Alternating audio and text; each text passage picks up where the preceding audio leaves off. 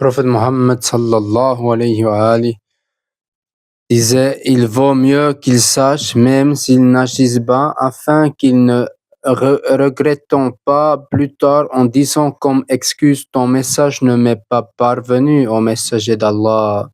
Bismillahirrahmanirrahim. Ruqayya dit: ce rêve date un peu plus d'une semaine, en avril 2025. Nous marchions dans le désert près de notre maison. Le prophète sallallahu alayhi wa sallam peinait à marcher dans le désert comme si une tempête approchait. Le prophète Mohammed sallallahu alayhi wa sallam et moi marchions rapidement. Nous nous dirigeons vers notre maison et quand nous sommes arrivés, le prophète sallallahu alayhi wa sallam a ouvert la porte et je l'ai suivi. Le prophète s'est assis sur son canapé et je suis entré et j'ai refermé la porte. Le prophète sallallahu alayhi wa dit: oh mon enfant, assieds-toi.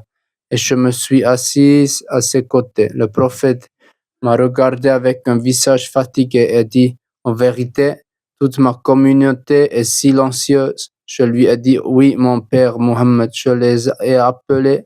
Et le prophète sallallahu alayhi wa sallam s'est allongé pour dormir, tourné vers moi. J'ai ressenti de la tristesse en le regardant, puis le prophète Mohammed a parlé de nouveau au Ruqayya. Continue de les appeler, qu'ils écoutent ou non, continue de transmettre le message d'Allah.